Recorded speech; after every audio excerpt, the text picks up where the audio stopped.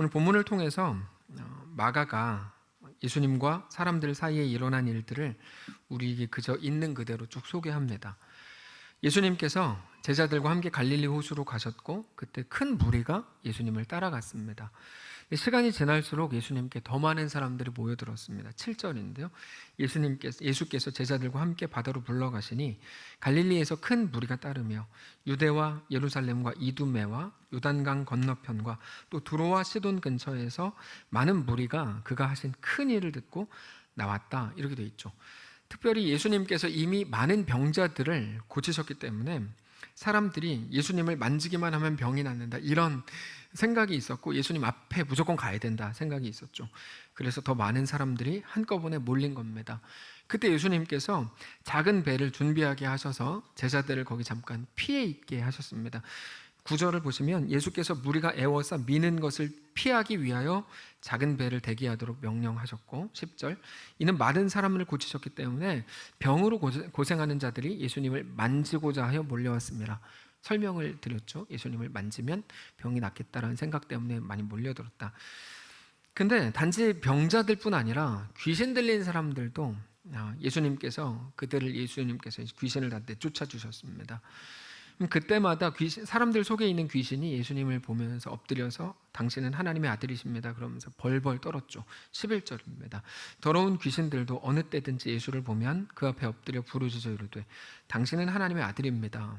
그때마다 예수님은 조용히 해라 이렇게 이제 경고했다는 게 오늘 본문입니다.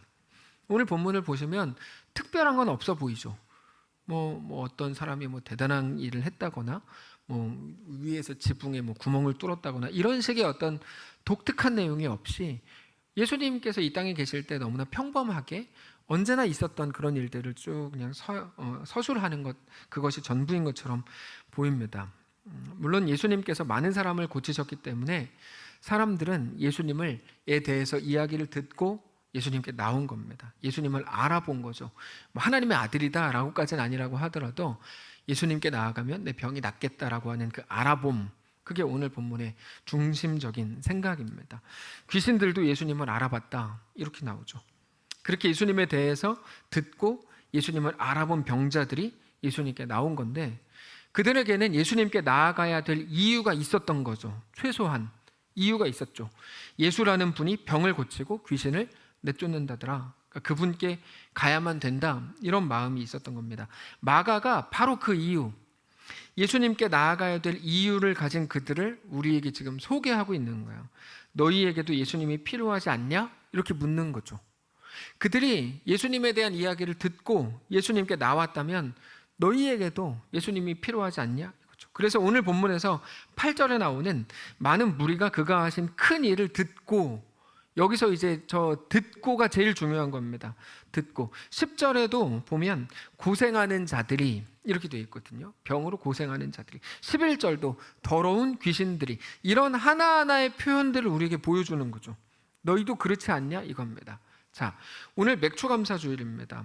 맥추절은 시기상으로 보리를 추수하는 시기에 있는 절기이기 때문에 맥추절이라고도 부르는데, 맥추절이라고도 부른다는 그 표현이 중요한데 사실 맥추절의 핵심은 보리 추수에 대한 감사가 아닙니다. 구약의 맥추절도 마찬가지고 신약으로 와도 마찬가지인데, 구약에서는 맥추절 이렇게 설명합니다. 6월절 후 50일 되는 날로 설명을 하고요. 그래서 6월절이 핵심인 거고 그 후 50일 되는 날이고, 신약에서도, 신약으로 가면 어떻게 되냐면 예수님이 이 땅에 계시다가 십자가에 죽으셨다가 부활하셨잖아요. 3일 만에. 그리고 나서 40일을 이 땅에 더 계세요. 그리고 나서 열흘 후에 오순절이 됐는데 그때 성령 강림 사건이 있죠. 사도행전을 보면. 그래서 예수님 부활하신 후에 50일, 그게 구약에서는 6월절 후에 50일. 이게 이제 그러니까 보리를 추수하는 시기와 맞아떨어져서 맥추절이라고 하는 건데, 그때가 이제 오순절, 그리고 성령 강림절, 우리는 그렇게 부르죠. 네.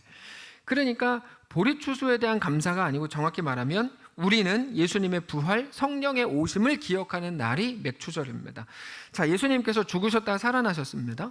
그러면 죽음도 이기신 예수님과 함께라면 이제 예수님의 제자들 입장에서 뭐 헤롯은 말할 것도 없고, 헤롯은 거의 뭐 미치광이었거든요. 말할 것도 없고, 로마까지도 우리 거뜬히 이길 수도 있겠다, 이런 생각을 했을 겁니다, 당연히.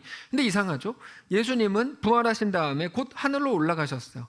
그러니까 하늘로 올라가셨다는 말이 뭡니까? 예수님의 제자들과 에게서 떠나셨다는 거잖아요. 그러니까 어떤 소망도 이제 제자들에게 남아있지 않았죠. 그들에게는 예수님이 꼭 필요했습니다. 예수님 꼭 필요했어요. 근데 예수님께서는 그들을 떠나서 하늘로 올라가셨죠. 근데 그때 하나님께서 성령을 부어주셨습니다. 근데 사실 이 모든 과정은 갑작스럽게 일어난 게 아니고, 예수님께서 그 전에 계속 말씀을 하셨습니다. 이 베드로가 주는 그리스도시요 살아계신 하나님의 아들이십니다라고 고백한 이후에 비로소 죽으셔야 할 것에 대해서 말씀하시고, 그러면서 또 이후의 과정들도 말씀을 하셨는데, 대표적인 게 요한복음 14장입니다. 요한복음 14장을 한번 찾아보실까요? 찾아보시면 예수님께서 그 부분에 대해서 말씀을 하신 내용이 나옵니다. 요한복음 14장. 평소에는 성경을 항상 끼고 사시지만 오늘 특별하게 비가 온다는 이야기도 있고 여러 가지 급하게 나오는 바람에 성경을 갖고 오지 못하신 분들은 앞에 화면을 보시면 됩니다.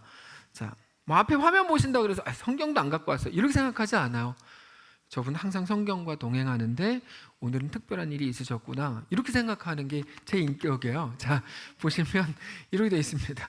내가 진실로 너희에게 이르노니 나를 믿는 자는 내가 하는 일을 그도 할 것이요 또한 그보다 큰 일도 하리니 이는 내가 아버지께로 감이라. 저거를 잘 보시면 나를 믿는 자는 예수님께서 하시는 말씀입니다. 예수님이 하는 일들을 그도 할 것이다. 동시에 나보다 더 큰 일도 할 거다. 그 이유는 내가 아버지께로 가기 때문이다라고 말씀을 하시는 건데, 자, 예수님이 하신 일을 하고 예수님보다 더 큰 일을 하는 조건이 뭡니까? 예수님이 아버지께로 가는 거죠. 그게 조건이 되어서 저런 일들이 가능한 겁니다. 그럼 우리가 생각할 수 있어요. 도대체 예수님보다 우리가 어떻게 더 큰 일을 하냐? 말이 안 되잖아요. 예수님은 창조주고 전능하신 분인데 우리가 어떻게 예수님보다 더 큰 일을 합니까? 말도 안 되는 소리잖아요. 근데 그 모든 게 사실이라고 말씀을 하세요. 그래서 예전에 말씀을 드렸죠. 예수님이 말씀하시는 그보다 더 큰 일이라는 게 뭐라 그랬죠? 예수님이 전능자로서 이 땅에 계셨다면 비교할 수 없을 만큼 약한 우리가 예수님이 행하시는 일들을 흉내내는 것만으로도 우리는 이미 그보다 더 큰 일을 하는 거다라고 말씀을 드렸죠. 네.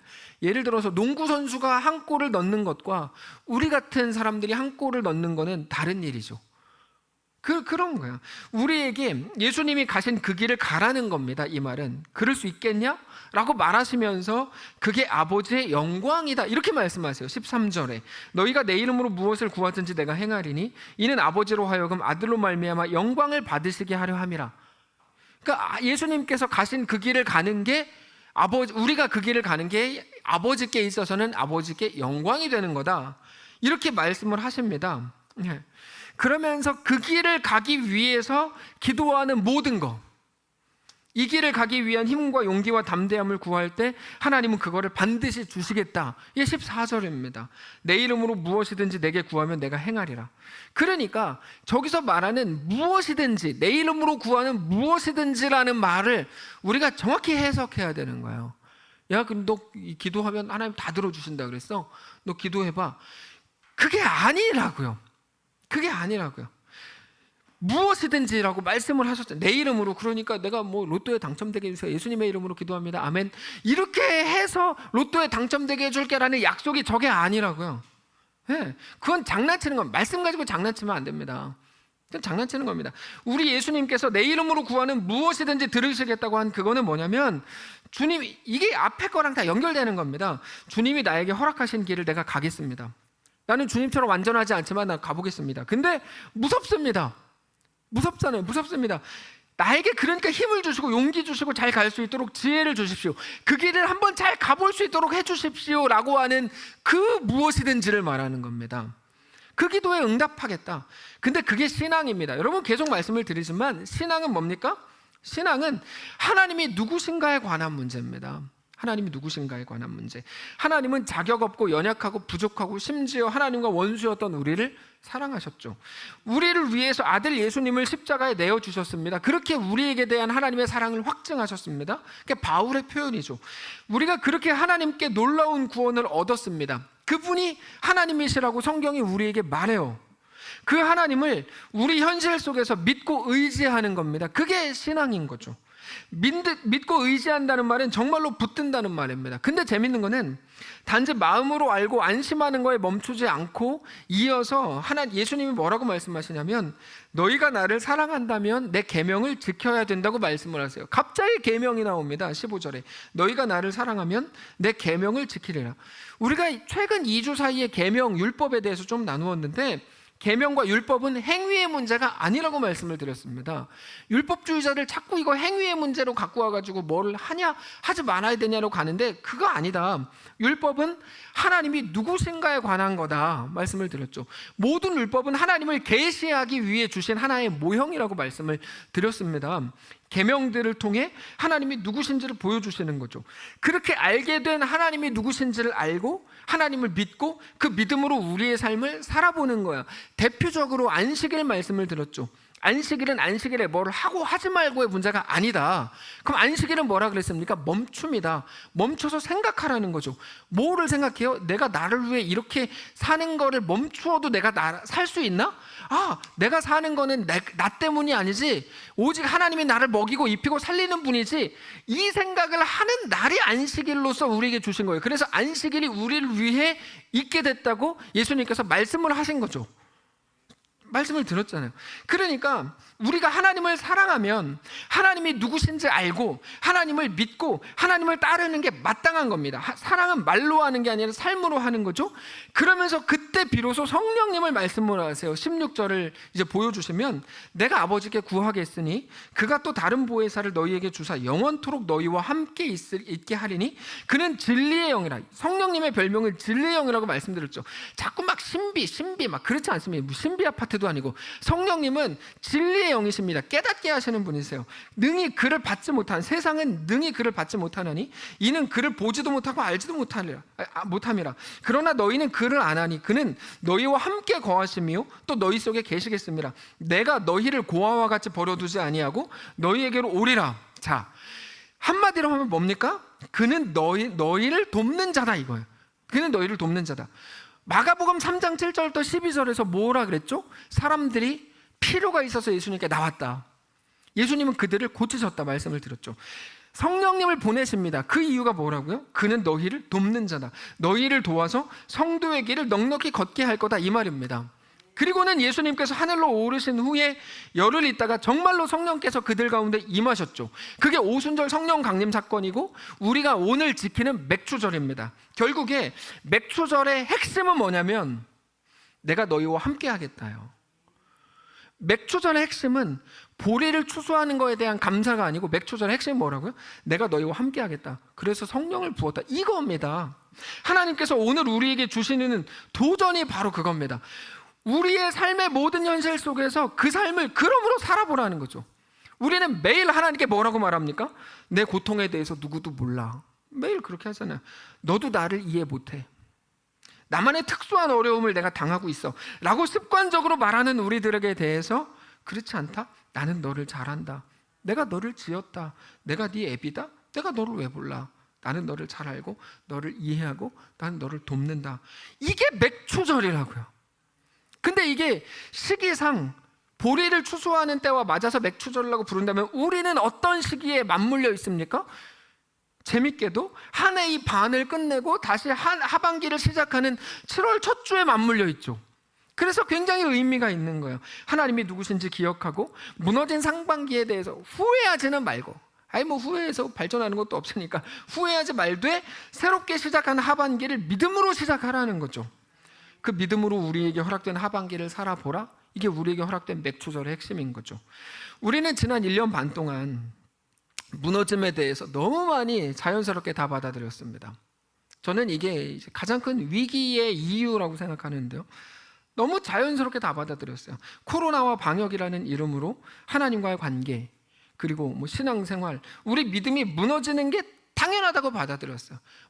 오프라인 예배를 모이고 못 모이고 이 얘기하는 게 아닙니다. 필요하면 못 모일 수 있죠. 당연히 그럴 수 있습니다. 근데 그 문제가 아니고 우리 믿음과 신앙이 무너지는 걸 당연하다고 받아들였다고요. 당연하지 않은 것들인데 당연하다, 어쩔 수 없다라고 간 거예요. 근데 제가 지난번 6월 26일 날 교회 대청소를 하면서 저는 뭐 그렇게 뭐 열심히 하지 않았지만 그래도 같이 참여하면서 코로나가 있다고 해도 우리가 해야 될 일을 해야 되는 거구나라고 강하게 느꼈습니다. 강하게 느꼈습니다. 그게 당연한 거죠. 근데 그 당연함이 코로나 앞에서 잠시 쉬어가는 게 그게 맞는 것처럼 생각을 해왔다는 거예요. 잠시 피하는 소나기인 줄 알았는데, 그래서 모두가 뭐라 그랬습니까? 조금만 피하면 된다. 알고 보니까 소나기가 아니고 장마였고, 조금 더 요즘에 생각하는 건 장마도 아니고 아예 기후 자체가 바뀐 걸 수도 있겠다는 생각이 있잖아요. 예. 이번에 싱가포르에서 의미 있는 발표를 했습니다. 수요 예배 끝나고 집에 가는데 그때 이제 뉴스를 잠깐 들으면서 가는데 싱가포르 총리가 이렇게 발표하는 걸 들었어요. 자기들이 처음에 조금만 견디면, 조금만 더 힘을 합치면 코로나 이길 수 있을 거라고 생각했대요. 여러분, 싱가포르는 우리보다 백신 접종률이 훨씬 높습니다. 훨씬 높아요. 근데 제 말이 아니라 총리 말이에요. 그 나라 총리 말. 근데 지금까지 1년 반을 지내놓고 보니까 코로나를 이길 수 없다는 결론을 정부에서 내렸어요. 그 나라에서. 갑자기 변이가 막 나오는데 뭐 1차 변이, 2차 변이, 그게 또 변이에 3차 변이, 지금 4차 변이까지 나왔잖아요. 예. 알파, 베타, 감마, 델타, 이게 이제 그리스어, 헬라어인데 이렇게 쭉 따라가는 4번째 변이까지 됐어요. 오메가가 24번째 알파벳인데 오메가 변이까지 나올 가능성이 있다, 이렇게들 얘기하지 않습니까? 근데 그게 현실이죠. 그러다 보니까 싱가포르에서 우리는 코로나 이길 수 없다고 발표를 해버렸어요. 우리보다 백신 접종률도 훨씬 높은 나라에서. 그래서 총리가 하는 말인데 이제 조금만 견디자라는 말을 안 하겠대요. 우리는 2주씩 계속 견디고 있잖아요. 작년 초부터 2주 계속 오고 있는데, 예. 근데 조금만 견디자는 말을 안 하겠다. 그러면서 이렇게 발표했어요. 코로나와 공존하는, 같이 사는 길을 가기로 결정했습니다. 이렇게 얘기했어요. 그래서 이제부터 확진자 집계 안 하겠대요. 확진자 집계 안 하겠다. 저는 얘기하지 않겠습니다. 제 이야기를 뭐하러 해요. 근데 확진자 집계 발표 안 하겠대요. 뭐 중증 환자나 사망자는 발표하는데 확진자 집계도 안 하겠다, 발표도 안 하겠다, 이렇게 얘기했어요. 물론 마스크 쓰고 뭐 조심해야 되는 건 계속 해야 되는 건데, 이제부터 독감이나 감기처럼, 독감은 우리가 못 이기고 같이 가는 거 아닙니까? 못 이기잖아요, 독감. 그런 것처럼 같이 가겠다고 싱가포르에 처음으로 선언을 한 거예요. 네, 처음 선언했어요. 물론 옳고 그름에 대한 판단은 각자가 다 다르겠지만 그거를 떠나서 의미 있는 결정인 것만큼은 분명합니다. 특별히 우리나라의 방역 대책에 대해서 늘 부정적으로 생각했던 저 입장으로서는, 전 처음부터 계속 반대해 왔는데, 제가 워낙 영향력이 없어서 아무도 모르고 있었지만 저 워낙 반대해 왔는데, 제 입장에서는 좋은 발표다라고 생각을 합니다. 너무 많은 생각을 하게 하는 뉴스였어요. 우리는 오늘 무엇을 당연하다고 느낍니까? 아니, 그게 무너져가는 건 줄도 모르고 인식하지도 못한 채 세상이 그러니까 당연하다고 말하니까. 근데 그렇지 않습니다. 풀은 마르고 꽃은 시들지만 오직 우리 하나님의 말씀만큼만 영원하죠. 그것만 신실하죠.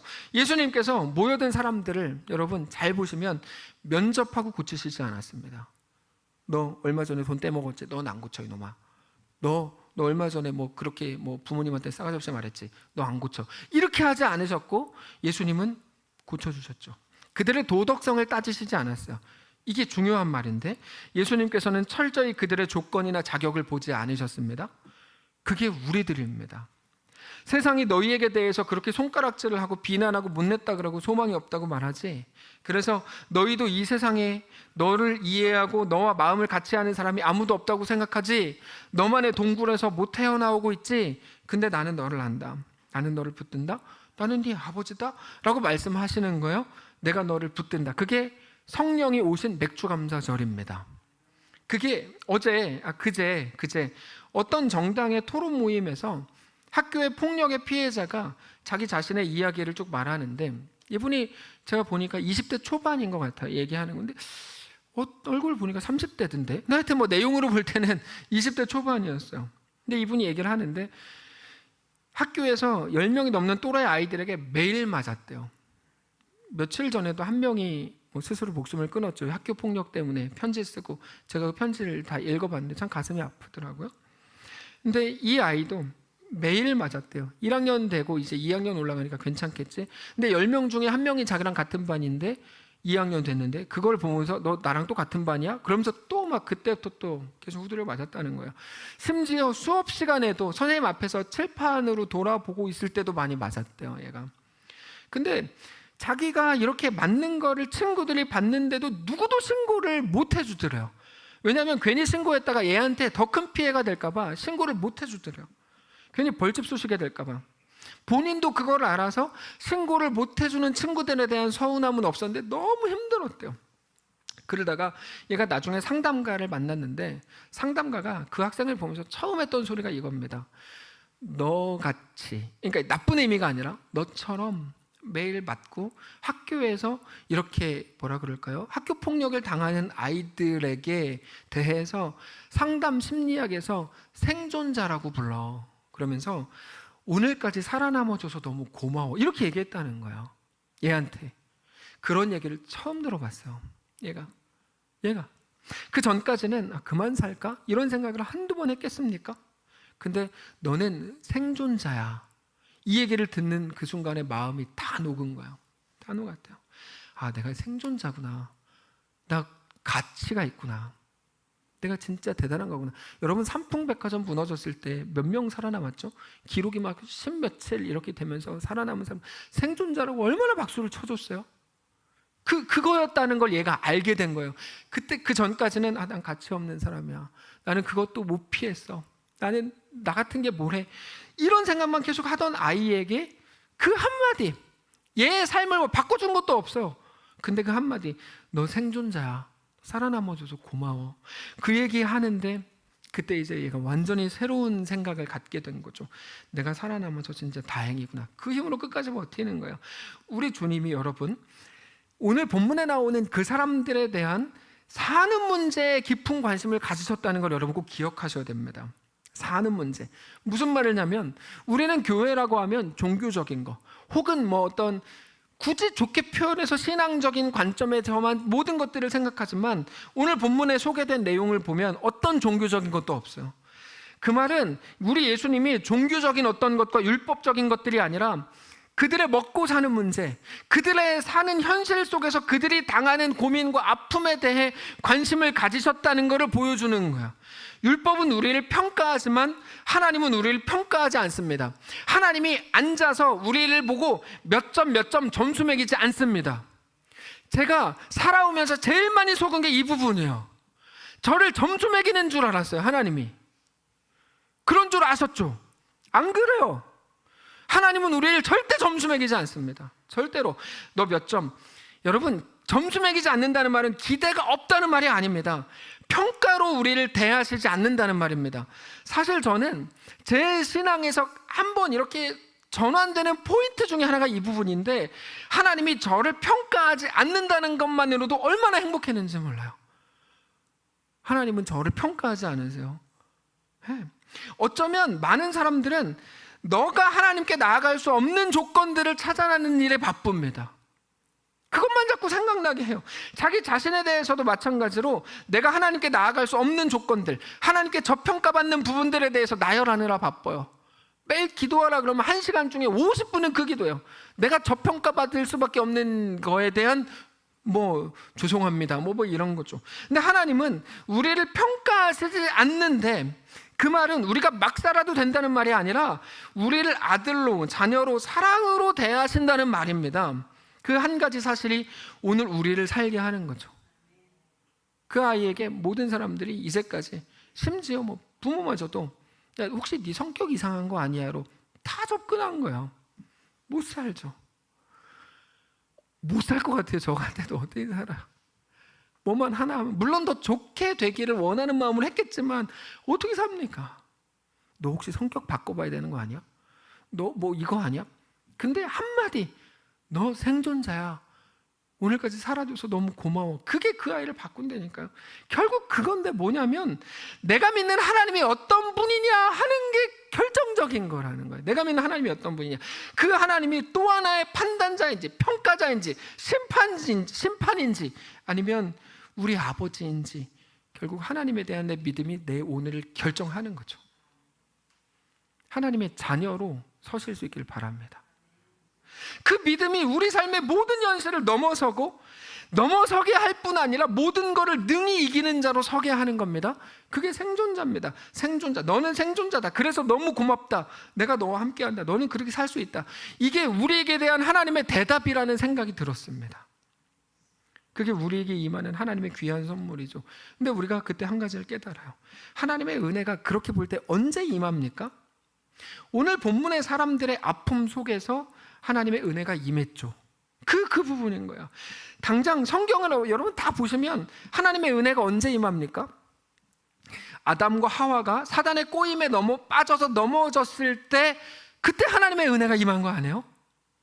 그때 하나님께서 가죽 옷을 입혀주셨잖아요. 아니 그거 뭐 자기들 잘못한 거 아닙니까? 맞아요. 그 사람들이 잘못했어요. 사람은 원래 잘못해요. 사람은 원래 연약합니다. 하나님의 은혜는 그 순간 임하죠. 내가 연약해서 쓰러졌는데 그때 말씀으로 찾아오시는 우리 주님 거죠.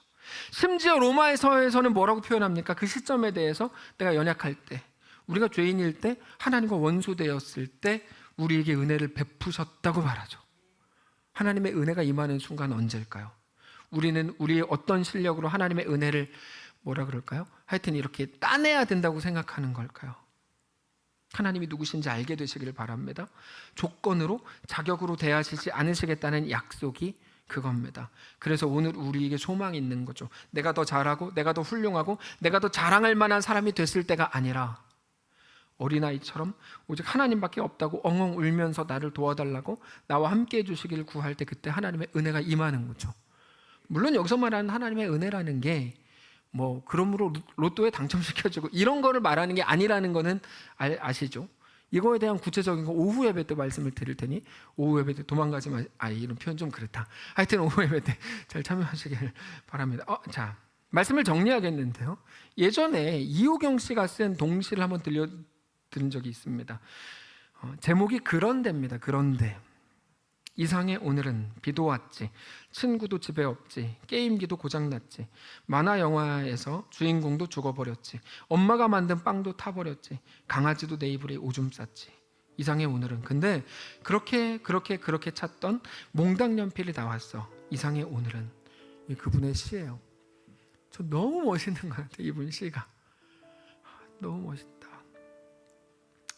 되는 게 하나도 없는데 되는 게 없는 게 내 삶을 망치는 줄 알았는데 이상하대요. 그렇게 찾던 몽당 연필이 나왔대요. 너무 감격적이지 않으세요? 전혀 감격을 공유하지 못한 여러분을 위해서 제가 시를 좀 바꿨어요. 이상해 내 인생은. 갑자기 병이 걸렸지, 친구도 떠나갔지, 돈도 떨어졌지, 취업에도 실패했지, 대학에도 떨어졌지, 어렵게 대출받아서 시작한 가게도 잘 안 되지, 우리 애들도 그 모양이지, 코로나는 안 끝났지. 이상해 내 인생은. 근데 그렇게 찾던 하나님을 만났어. 이상해 내 인생은 이거죠. 그게 하나님의 은혜입니다. 사랑하는 성도 여러분, 우리를 정말로 못 살게 하는 건 뭘까요? 반대로 우리를 그러면 정말로 살게 하는 건 또 뭘까요? 생각하십시오. 오늘 우리를 조금 힘들게 하는 걸로 보이는 우리 앞에 있는 것들로 인하여 실망하지 마시고 영원히 우리를 행복하게 하고 놀랍게 이끄실 우리 주님으로 인하여 기뻐하실 수 있기를 바랍니다. 모든 연약함 속에서 우리 하나님을 만나게 되시기를 주님 이름으로 축복합니다. 특별히 오늘 성찬 예식을 거행하려고 하는데 성찬 예식의 가장 중요한 주제는 전에도 말씀을 드렸는데요. 예수님이 가신 길을 생각하는 겁니다. 그 이후에 그러므로 나도 그 길을 걷겠습니다. 이게 성찬식의 영원한 주제입니다. 나도 그 길을 가겠습니다. 오늘 우리 주님께서 우리에게 베풀어 주신 성찬을 거행할 때 나도 그 길을 가겠습니다. 남은 하반기 다시 한번 주님을 사랑하는 자로 살겠습니다. 이렇게 고백하는 소중한 우리의 날들 되시기를 축복합니다. 찬양합시다. 슬픈 마음 있는 자, 몸과 영혼 병든 자, 누구든지 부르시오. 예수, 예수. 찬양합시다. 슬픈 마음이 있는 자, 몸과 마음 병든 자, 누구든지 부르시오. 예수 이름 부르시오. 그 이름을 믿는 자,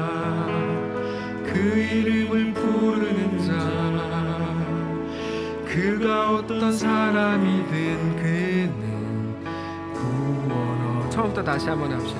슬픈 마음 있는 자, 과 영혼 겪는 자, 누구든지 부르시오. 예수 이름 부르시오. 그 자, 그 이름을 부르는 자,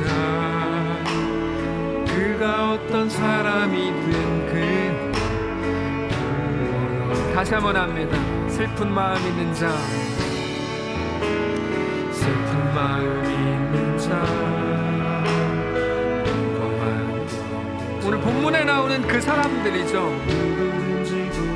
예수 이름 부르시오. 예수 이름 부르시오. 믿는 자, 그 이름을 부르는 자, 그가 어떤 사람이든 그는 구원. 아멘. 예수 예수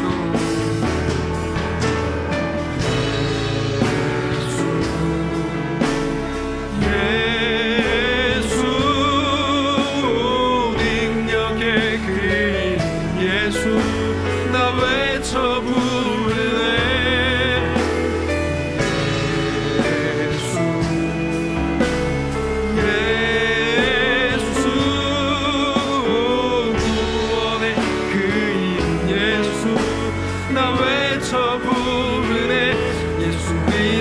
처음부터 다시 한번 합시다. 슬픈 마음 있는 자, 슬픈 마음 있는 자. 주님, 우리가 그 사람입니다. 자격은 없지만 누구든지 부르시오. 예수 이름 부르시오. 그 이름을 믿는 자, 그 이름을 부르는 자, 그 이름을 부르는 자, 그가 어떤 사람이든지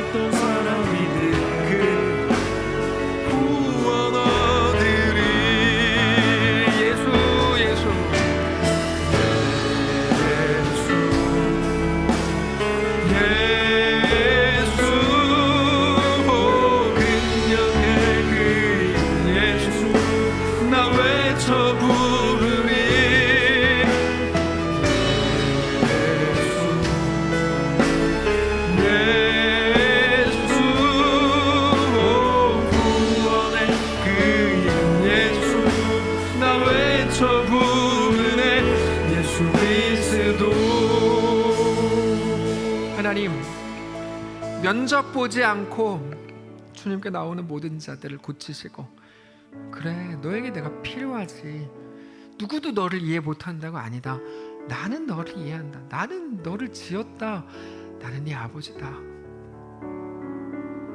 말씀해 주시니 감사합니다. 하나님, 우리는 우리가 가치 없는 자들인 줄 알았습니다. 세상에서도 우리를 조롱하고, 야 너 네가 잘못했으니까 그렇게 된 거야, 그게 또 다 맞는 말인 것 같아서, 아 나 진짜 가치 없구나, 아 그냥 이렇구나, 이번 생은 소망 없구나, 이렇게 여겼던 게 우리들인지도 모릅니다. 아니요, 야 너는 아니, 넌 생존자야, 넌 정말 그것만으로도 가치가 있어, 너는 너무 소중한 사람이야, 너 그 길을 걸을 수 있어, 그거를 위해 내가 성령을 부어줄게 라고 말씀하시고, 또 그렇게 이끄시는, 너 그 길 위해서 내 이름으로 부르는 모든 것들 내가 다 들어주고 응답해 줄 거야 말씀하시는 하나님으로 인하여 우리가 오늘 살 수 있음을 깨닫습니다. 우리가 가장 아플 때 하나님은 우리를 찾아오셨고, 우리가 가장 가치 없는 인생이라고 스스로 느낄 때 하나님은 우리의 아버지가 되어주셨습니다. 우리가 범죄한 자리에서 가장 추울 때 가죽옷을 입혀주신 하나님의 그 놀라운 사랑이 오늘 우리에게 임하기를 원합니다. 주님, 우리와 함께하여 주시옵소서. 코로나로 지치고 지쳤습니다. 사업적으로도 너무 힘겹습니다. 우리가 행할 수 있는 아무것도 없는지도 모릅니다. 관계도 깨졌는지도 모르고, 사람들에게 내보일 만한 아무것도 없는지도 모릅니다. 그래서 주님이 필요합니다. 우리와 함께해 주옵소서. 우리가 이런 상황에서도 주의 길을 걷기를 원합니다. 주님 우리 가운데 역사해 주옵소서. 기도하는 모든 자들 가운데 성령을 부으시고 우리의 심판자, 우리 판단자, 평가자가 아니라 우리 아버지 되신 하나님께서 우리를 감싸 안아 주시옵소서. 우리에게 허락된 오늘의 삶을 그렇게 더 넉넉하고 멋있게 걸어가는 모든 주의 백성들 될 수 있도록 축복해 주시옵소서. 하나님 이제 곧 아기를 출산해야 되고 그리고 또 오랫동안 하나님 앞에 나오지 못했다가 용기 내서 하나님 앞에 나오고 사랑하는 남편을 계속 또 보듬어주고 간호해 주어야 되는 자기 인생을 어쩌면 다 뺏긴 것 같은 그 시간들을 그러나 묵묵히 살아내는 그 순간에도 하나님 반드시 함께 하셔서 하나님의 놀라운 은혜가 충만케 하시고 하나님 부으시는 거룩한 역사로 가득 채워지는 그 모든 성도들 그들의 삶 그들의 가정 되도록 축복해 주시옵소서. 하나님 우리가 이 시간 성찬 예식을 거행하려고 합니다.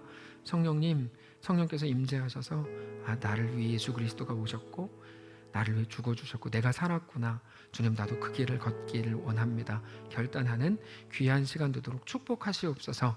감사드리며 살아계신 예수님의 이름으로 기도합니다. 아멘.